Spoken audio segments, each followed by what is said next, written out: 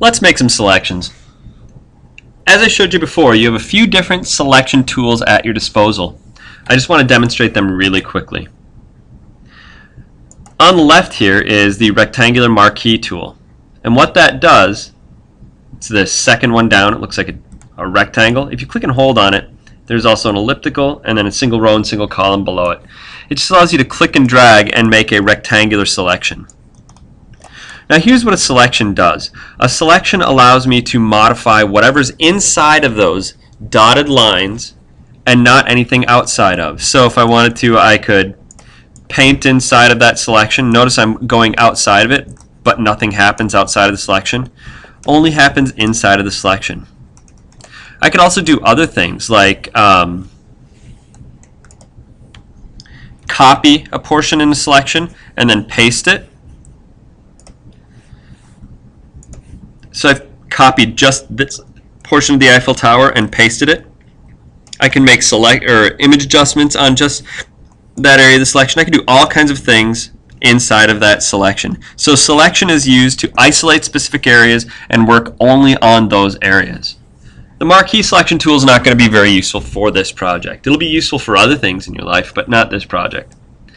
The Lasso tool allows us to click and drag, and it leaves a line and allows us to sort of freehand draw out a selection. And in order to finish the selection, you have to get back to the starting point. There we go. Now, the Lasso tool has a few different types of selectors. There's the standard Lasso tool, there's a polygonal Lasso tool, and the magnetic Lasso tool. Polygonal does what it sounds like it would do. It makes polygons. So you make your vertices.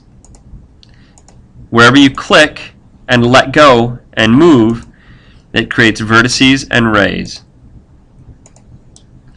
And you have to get back to the starting point to finish out your selection.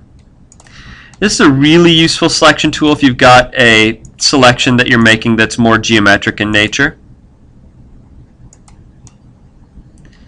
And to finish out your selection, you can get back to the beginning, or you can just double click. And there's my selection. Then we've got the magnetic Lasso tool, which is kind of cool. What it looks for is the edges of things. And it follows around your image wherever you drag, and it's going to try and stick to wherever it sees contrast or wherever it thinks it finds an edge. This is really useful when you have a very high contrast image. Low contrast images make it very difficult to use this selection tool. You can see where some of the areas where I had low contrast, the selection kind of moves around. And then you have to get all the way back to the beginning. Once you get back to the beginning, you can click and finish out the selection. So those are the lassos. I want you to experiment a little bit with those until you're comfortable with them. The last one is the Magic Wand tool.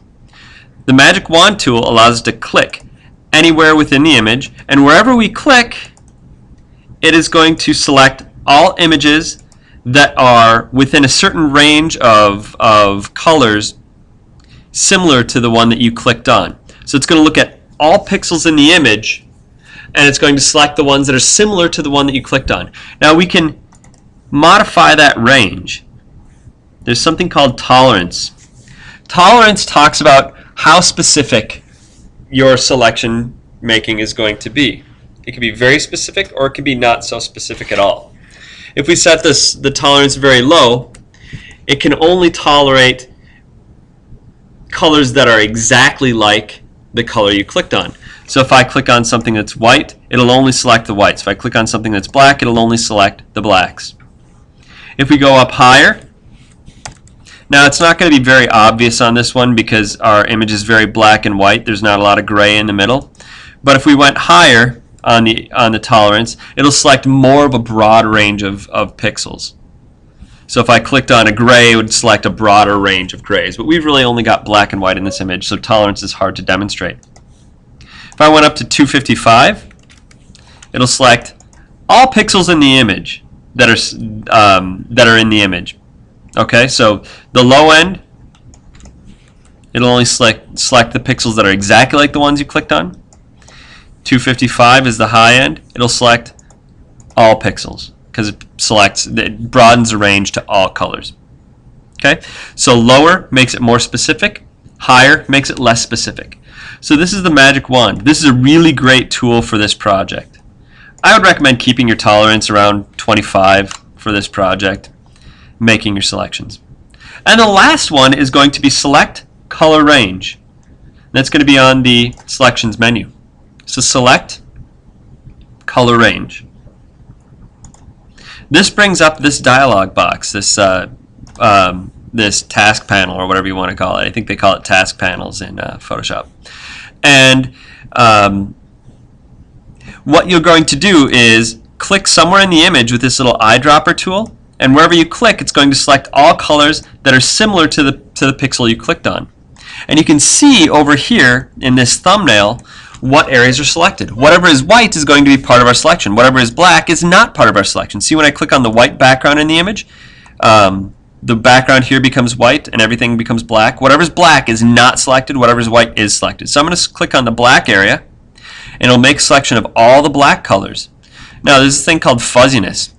Fuzziness is much like tolerance. If you set the fuzziness low, it's only going to select the colors that are exactly like the pixel you clicked on. If you set it high, it's going to broaden that selection out. You're just going to do this however you want. Do it to taste. So I'm going to set it really low on this one and click OK. Those are the selection techniques that you're going to use on this project. The ones you'll probably resort to the most are going to be magic wand and select color range, but you'll probably find a need for lassos at some point. You probably won't find a need for the marquees.